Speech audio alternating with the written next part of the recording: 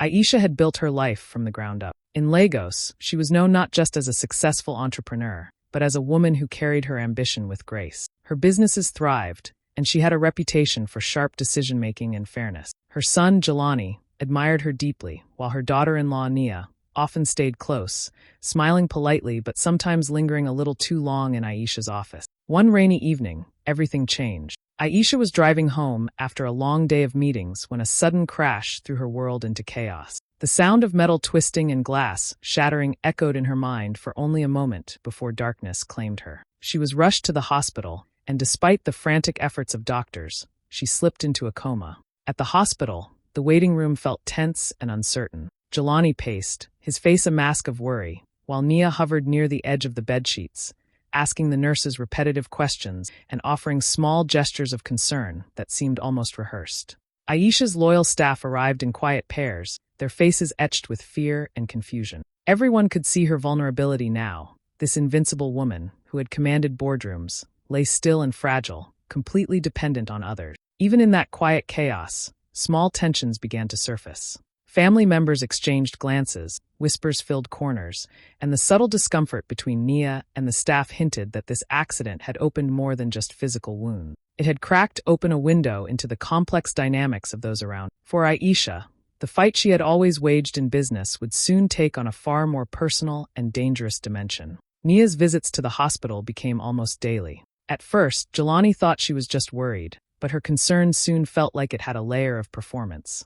She held Aisha's hand for long minutes, murmuring sweet words, always making sure the nurses saw her care. Yet there was something in the way she asked questions that made the staff uneasy. She wanted details about bank accounts, property deeds, company operations. It wasn't just curiosity, it was pointed, almost calculated. Small things began to slip through. A staff member noticed Nia scribbling on a notepad while pretending to talk to Jelani, and another mentioned seeing her shuffle papers that weren't hers. One of Aisha's close friends, Omari, had also started paying attention. He remembered Nia's overly friendly smiles at family events and now saw them in a new, sharper light. Something didn't sit right, and it nagged at him. Jelani, caught between his wife and the family he loved, began to feel small doubts creeping in. He noticed subtle inconsistencies in Nia's stories. She would mention payments or meetings that didn't exist, or claim she had handled business matters when no one else had seen her do it. Still, he wanted to believe the woman he married, and so he brushed off the unease. Meanwhile, Aisha's loyal staff whispered quietly among themselves. They knew their boss well enough to spot dishonesty, and Nia's carefully crafted concern began to feel like a mess.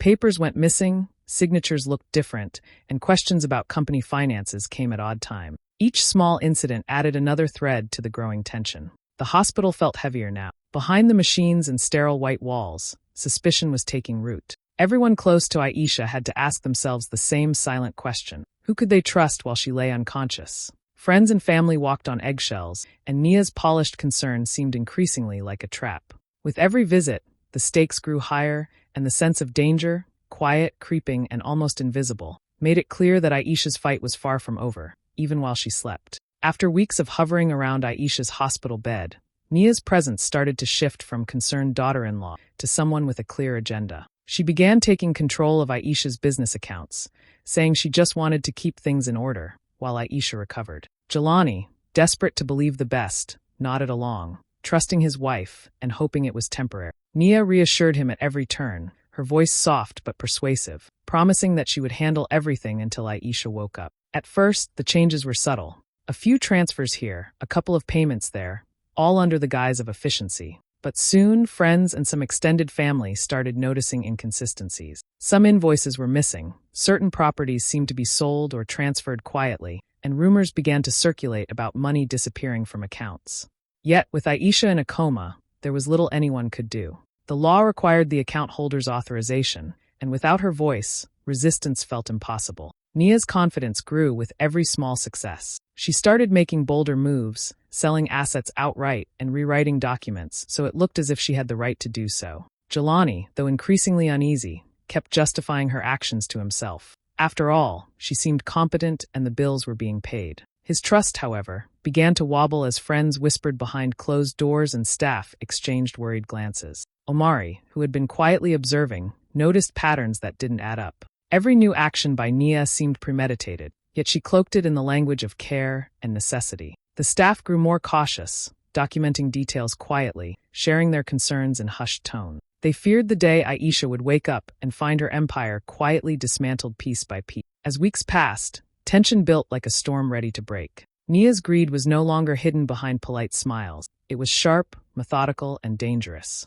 The hospital, once just a place of worry for Aisha's health, now felt like the stage of a silent heist, where each visitor could be an ally or a threat. And in the middle of it all, Jelani remained torn between loyalty to his wife and the gnawing suspicion that someone he loved might be dismantling the life his mother had fought so hard to build. Jelani sat quietly in the hospital waiting room, his mind restless and uneasy. As he watched Nia move confidently through Aisha's affairs, memories of his mother's lessons came rushing back. He remembered sitting at the kitchen table years ago, listening as Aisha spoke about business, integrity, and vigilance. "Never take shortcuts," she had said, "and always keep your eyes open, even when you trust someone completely." She had taught him that success wasn't just about making money. It was about protecting what you built and knowing who to trust.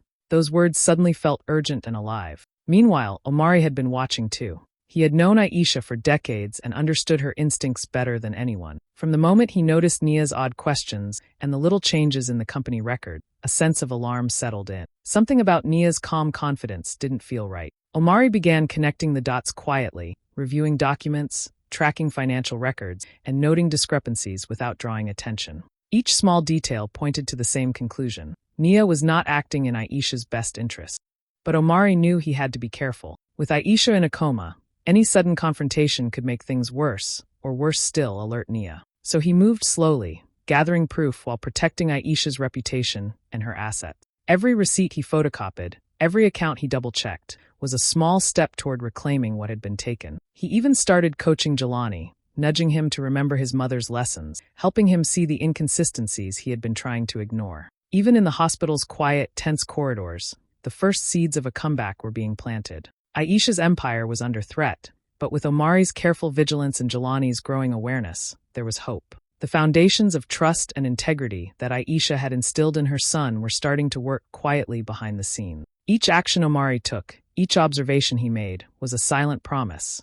The fight wasn't over, and when Aisha woke, she would find allies ready and a plan already in motion. The future was uncertain, but one thing was clear. Nia's confidence was her greatest weakness, and the lessons of the past might just become the key to reclaiming everything Aisha had built. As the weeks passed, Nia grew bolder. She started keeping Jelani away from friends and business partners, always insisting it was for Aisha's sake, or to keep things organized. She made sure he was busy with errands or hospital visits whenever anyone important came by. Slowly, Jelani began to feel isolated, unsure whom he could trust. He wanted to believe Nia was acting in his mother's best interest, but the nagging doubts that had started to creep in now felt heavier, harder to ignore. Meanwhile, Nia's actions behind the scenes became more daring. She sold properties quietly, transferred company shares, and even forged contracts to make it look like the decisions were legitimate. The subtle, careful way she operated made it difficult for anyone to prove wrongdoing. Each move increased her control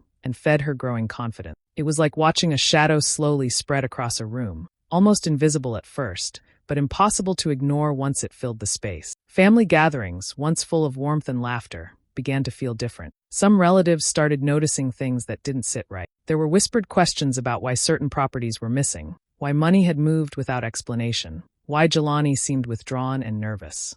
Nia's charm and polite demeanor still masked her intentions for most, but cracks were beginning to show. A few sharp-eyed cousins and friends exchanged knowing looks, unsure how to act while Aisha remained unconscious. Omari continued to watch silently, taking notes, cross-checking every transaction, and warning Jelani in subtle ways. He knew Nia's ambition had no boundaries, and the question hanging over everyone was how far she would go if left unchecked. Each day brought new tension, and the hospital and Aisha's offices felt charged with quiet suspense. The people who cared about Aisha were caught between fear and action, watching as Nia's web of deceit grew larger. With every secret sale, every forged signature, and every subtle isolation of Jelani, the danger became clearer. Nia's confidence was frightening, but the first signs of resistance were forming. The stage was set, and the question lingered in the air. Would anyone be able to stop her before it was too late, or would Aisha wake to find everything she had built slipping through her fingers? Months had passed, and the hospital had become almost a second home for Jelani, Nia,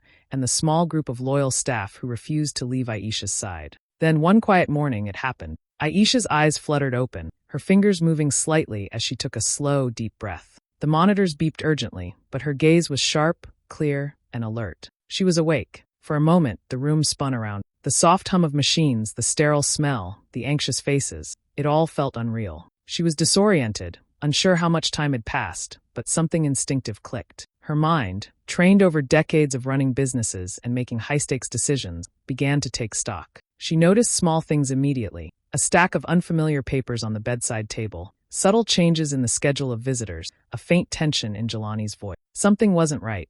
As she listened, observed, and quietly questioned the staff in small ways, the picture became clearer. Transactions she didn't recognize, assets she hadn't authorized, and a sense of control that didn't belong to her, all pointed to a betrayal she hadn't anticipated but had always been prepared to face. Her heart sank at first, but anger and determination followed quickly. She had survived a crash that could have ended her life, and she wasn't about to let months of hard work be stolen while she lay unconscious. Nia, meanwhile, continued her routine, unaware that Aisha was awake. She still moved confidently through the house and offices, assuming her schemes remained secret. Each carefully executed sale, each forged document, each subtle manipulation was happening under Aisha's watchful eyes without Nia realizing. The tension in the house began to shift, though only Aisha sensed it. She allowed Nia to speak, to plan, to brag quietly, all while forming her own strategy. In those first hours of awareness, Aisha's mind was already working like it had before the accident, analyzing risks,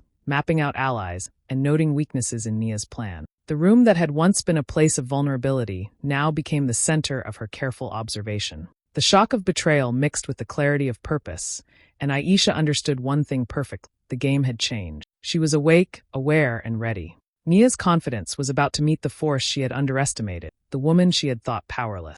Once Aisha had fully regained her strength, she knew she couldn't act recklessly. She called Omari to her side, and the two of them began laying out a careful plan. They spent hours going through financial statements, business records, and property deeds, piecing together every move Nia had made while Aisha was in a coma. Every missing payment, every forged signature, every sale that shouldn't have happened became part of the map they were creating to take back what was hers. They didn't rush.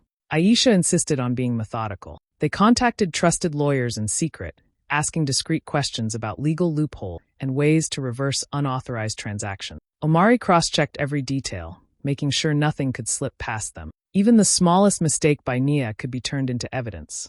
They documented everything carefully, taking photos, making copies, and storing digital records away from prying eyes. Meanwhile, Nia continued her routine, still overconfident and unaware that Aisha was awake. She moved through the office with her usual charm, talking to Jelani, staff, and even outsiders as if she were completely in control. Each time she mentioned a new plan or sold another asset, Aisha and Omari quietly noted it. The more Nia acted like she had nothing to worry about, the easier it would be to expose her. Jelani remained caught in the middle, still unsure what to believe. Aisha approached him gently, planting small hints, asking careful questions, and watching his reactions. She wanted him to see the truth without alerting Nia. The tension built quietly but unmistakably. Every day, the stakes rose higher, and the quiet house and offices became charged with anticipation. Aisha's mind, always sharp and strategic, worked like a well-oiled machine. She envisioned the confrontation, planned the evidence, and considered every possible reaction from Nia.